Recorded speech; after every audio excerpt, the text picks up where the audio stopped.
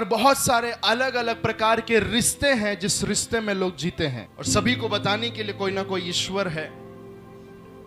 लेकिन जब हम खुदा के पास आते हैं, यीशु मसीह के पास आते हैं, कौन सा रिश्ता है जिस रिश्ते के आधार पर हम इस पृथ्वी पर जीते हैं? एक एक करके मैं बताऊंगा, जैसे आप लोग नोट डाउन कर सकते हैं। सबसे पहला रिश्ता है क्रिएटर एंड क्रिएशन, सृष्टि कर्ता और सृष्टि का रिश्ता।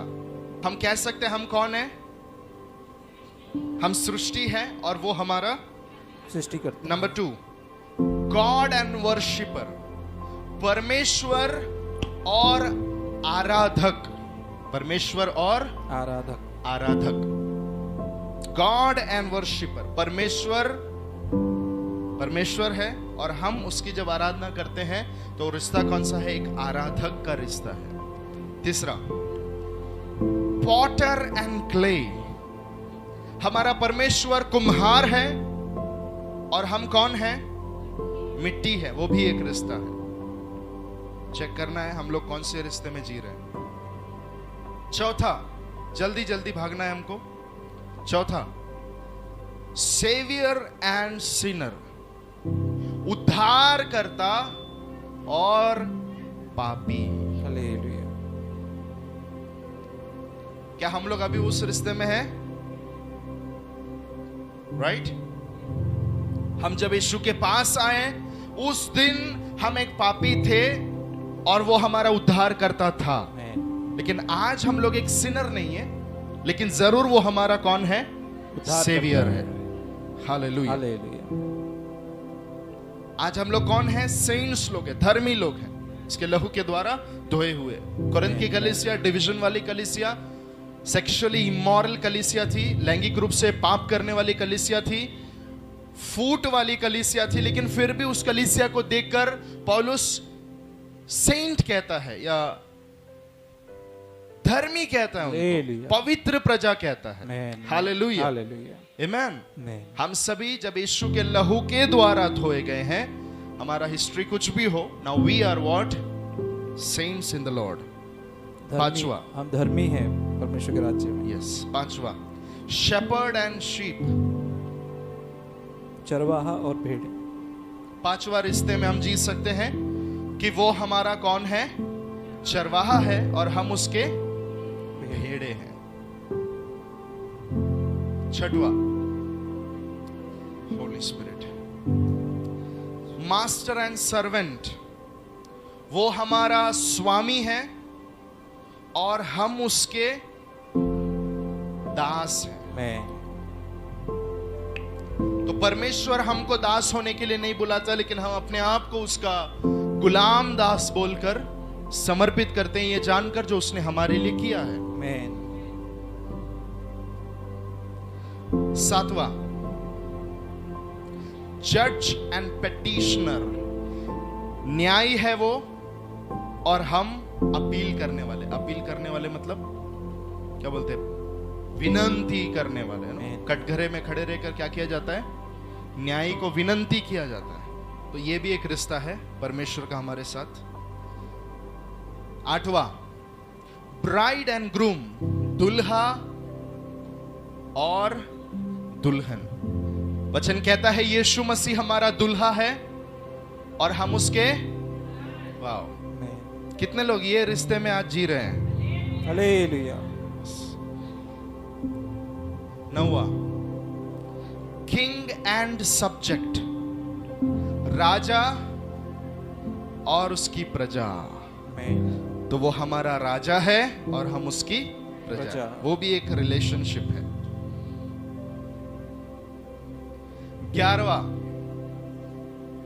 10वां, फ्रेंड एंड फ्रेंड, वो हमारा कौन है? मित्र है और हम भी उसके मित्र हैं। यीशु ने क्या बोला? आज से मैं तुमको दास नहीं लेकिन तुमको मैं मित्र बोलता हूं, क्योंकि सारा पोल मैंने तुम्हारे आगे खोल दिया, सारा सीक्रेट मैंने तुमको बता दिया। 10वां, 11वां, स्टूडेंट एंड टीचर या फिर टीचर एंड स्टूडेंट। हालेलुया शिक्षक और विद्यार्थी। कितने लोग ये रिश्ते में जी रहे हैं? आमेन कम लोग रहते हैं, बहुत कम लोग रहते हैं। हालेलुया सर सही में hallelujah if you value Bible study you are in that relationship. अगर आप बाइबल स्टडी को वैल्यू देते हैं तो समझना आप सचमुच विद्यार्थी और शिक्षक उस रिश्ते में है। यहाँ के ही नहीं, अपने पर्सनल बाइबल स्टडी में भी। और 12वां आखिरी का लिख के लीजिए, फादर एंड सन, पिता और पुत्र पुत्र का रिश्ता। तो कितने रिश्ते में एक विश्वासी पृथ्वी पर परमेश्वर के साथ रहता है? जल्दी जल्दी। 12 सृष्टि और सृष्टिकर्ता, परमेश्वर और आराधक, कुम्हार और मिट्टी, उद्धारकर्ता और पापी, चरवाहा और भेड़, स्वामी और दास, न्यायी और विनती करने वाला, दुल्हा और दुल्हन, राजा उसकी प्रजा, मित्र और उसका मित्र, शिक्षक और विद्यार्थी, पिता और पुत्र। तो जब भी हम इस परमेश्वर के पास में आते हैं तो हमको ये सारे रिश्ते मन में होने चाहिए। और मैं आपको बताना चाहता हूं, हमारे day to day life walk में, हमारे प्रतिदिन के जीवन में, इसमें से अलग अलग रोल में परमेश्वर हमारे सामने आता है। हालेलुया थोड़ा वो परमेश्वर का रोल बताना, सिर्फ वो पढ़ना। कभी कभी वो सृष्टिकर्ता के रूप उस हमें जब create something has to be created, I have to see God as my creator. में जब कुछ तो नई सृष्टि होना है तो मुझे उस परमेश्वर को सृष्टिकर्ता की नजर से देखना पड़ेगा। आमेन उस प्रकाशन में मेरे जीवन में नई सृष्टि होती है। Hallelujah amen. आमेन। और कई बार मुझे पवित्र परमेश्वर के स्थान पर I have to see him as a god, मुझे उसको परमेश्वर के जगह पर भी देखना पड़ेगा। रोमियो में लिखा, उस लोगों ने परमेश्वर को परमेश्वर जानकर उसको जो महिमा देनी थी उसको महिमा नहीं दी। हालेलुया तो हमें परमेश्वर को परमेश्वर जानकर उसको महिमा देना पड़ेगा। हालेलुया। आगे कुम्हार, कई बार मैंने, मुझे लगता है 4-5 साल पहले कुम्हार और मिट्टी का यस यहाँ पर पूरा सिखाया था। हाँ, याद है आपको? मैं आशा करता हूँ हालेलुया। किस तरीके से 12 स्टेप से एक कुम्हार मिट्टी को लेकर एक अच्छे बर्तन में बदलता है। आमेन। तो कई बार हमें कुम्हार की जगह पर उसको देखना होगा। आगे जल्दी।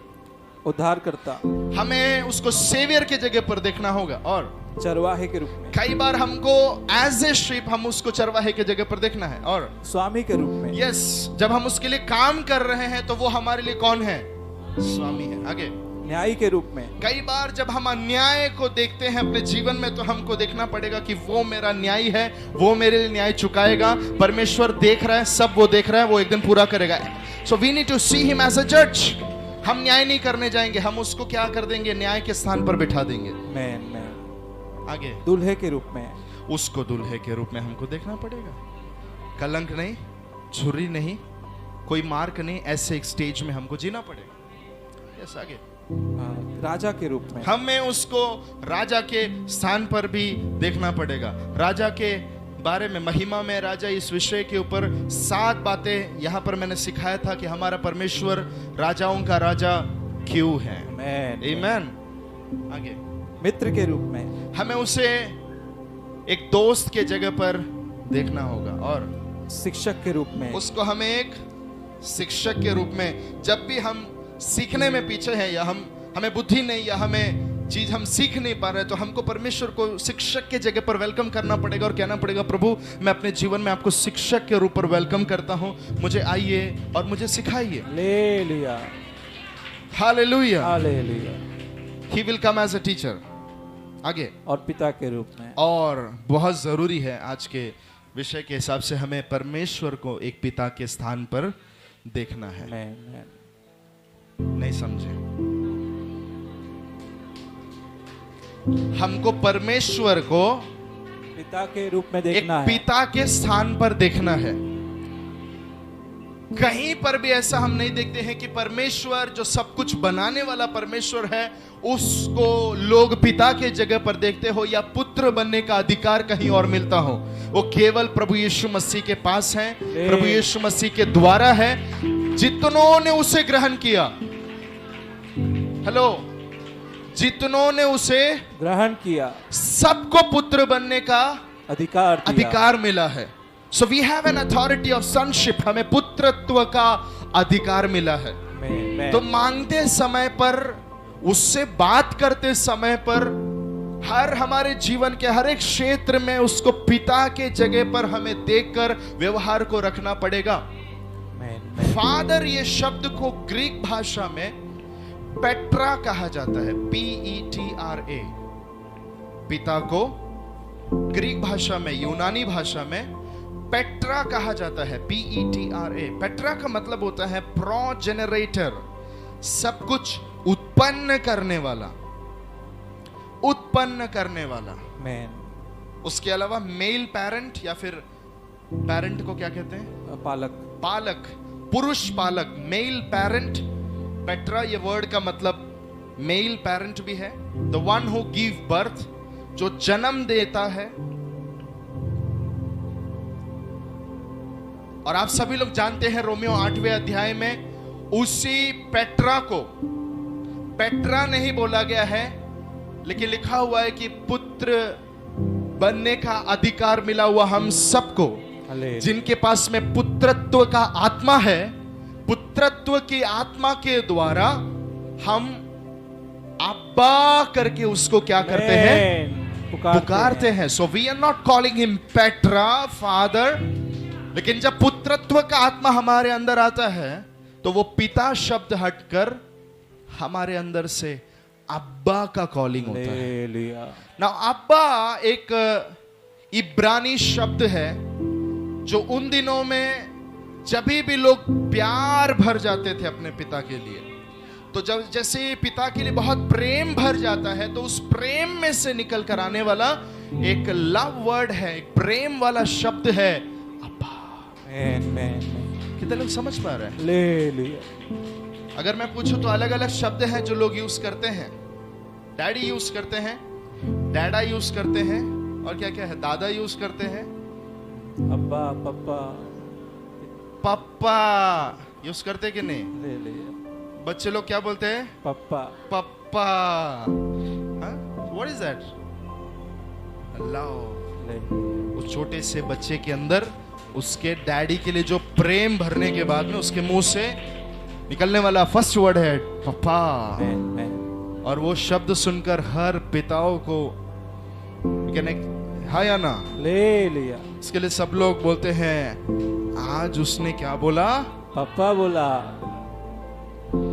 याद रखना, यही जगह पर और इससे एकदम पवित्र हाई स्टैंडर्ड जगह पर हमारा परमेश्वर पिता के स्थान पर है। ले लिया। जब भी हम उसको अब्बा कर बुलाते हैं, हमारे परमेश्वर को भी वही वाला फीलिंग आता है जो इस पृथ्वी के पिता को एक बच्चे से जब वो प्रेम वाला शब्द सुनने को मिलता है। ले लिया। हालेलुया। सो हमको फादर तक बाइबल रोक नहीं रहा, लेकिन कहता है कि नहीं, क्या बोलते हैं उसको, बहुत ही प्रेम भरता है तो काय म्हणता तुम्ही? गुळगुळीत? हाँ? लाडला, what do you call it? बहुत वो वाला स्टेज, लाड से यस, लाड से, विथ लॉट ऑफ लव। जब भी हम उस परमेश्वर को देखते हैं, वो लाड हमारे अंदर, वो लाड के साथ में जब मुंह से अब्बा करके निकलता है, वो परमेश्वर उतर कर हमारे लिए काम करने वाला, प्रेम करने वाला, केयर करने वाला, आलिंगन देने वाला, स्पर्श करने वाला पिता के रूप से प्रकट होता है। ऐसे ही बोलने से कुछ होने वाला नहीं है। Why the word come अब्बा? वो अब्बा शब्द क्यों आत्मा पुकार रहा है? Showing, expressing the whole love। मैं आशा करता हूं आप समझ रहे हैं। वो पूरा प्रेम दर्शा रहा है। आत्मा हमारे द्वारा अब्बा करके क्यों पुकारता है? वो लेवल प्रेम का उतना होना चाहिए। आमेन। आमेन। और अब्बा ये शब्द का अलग अलग मीनिंग है, सोर्स, सस्टेनर, स्थिर करने वाला, या फिर सोता। It is a intimate word. हमें से कई लोगों के पास में एक शारीरिक पिता नहीं होंगे, लेकिन एक स्वर्गीय पिता। भजन संगीता 68 का 5 मुझे बहुत पसंद है। वहां पर लिखा हुआ, he is the father to all the fatherless. सारे पिताहीन लोगों के लिए वो कौन है? पिता है। आमेन। परमेश्वर अपने पवित्र धाम में अनाथों का पिता और विधवाओं का न्यायी है। अनाथों का वो पिता है और विधवा लोगों का वो न्यायी है। है। जब भी एक पिता अलग हो जाता है तो बच्चे क्या होते हैं? एक प्रकार से अनाथपन में आते हैं और उनकी मां क्या हो जाती है? विधवा हो जाती है। यहां पर लिखा हुआ ये दोनों जगह पर परमेश्वर जगह लेता है।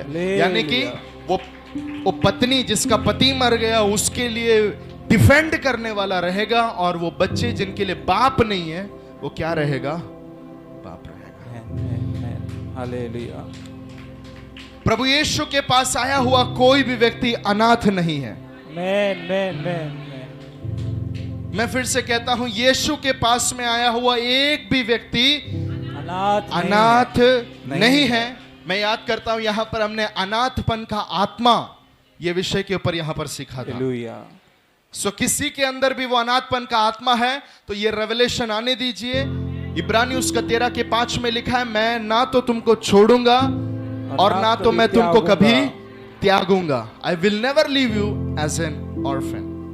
और पूरा बाइबल को जब हम पढ़ते हैं, पूरे बाइबल के अंदर हमें देखने को मिलता है, the bible is a story of a father and a son. ये पूरे बाइबल को अगर हम लोग देखेंगे तो बाइबल एक पुत्र, एक पिता और एक पुत्र की कहानी से भरा हुआ है। आमेन, हालेलुया, हालेलुया। सबसे पहले परमेश्वर ने पितृत्व को बनाया और उस पितृत्व में से, उस फादरहुड में से परमेश्वर ने मदरहुड को निकाला। इसलिए हमेशा पितृत्व पहले स्थान पर रहेगा और मातृत्व दूसरे स्थान पर रहेगा। कई बार वो पितृत्व का स्थान खाली हो जाता है। Now God is saying that, परमेश्वर कहता है वो पितृत्व का स्थान अगर तेरे जीवन में खाली है तो वो जगह मैं तेरे लिए भर दूंगा। कई बार ऐसा होता है कि बहुत सारे लोग कहते हैं कि पिता रहने के बावजूद भी वो पिता कुछ काम का नहीं है, ना के बराबर है। ऐसे लोग भी अगर मुझे सुन रहे हैं तो मैं आपको बताना चाहता हूं, God can take the fatherhood. परमेश्वर पितृत्व का जगह ले सकता है। आमेन बोलिए। आमेन। हालेलुया।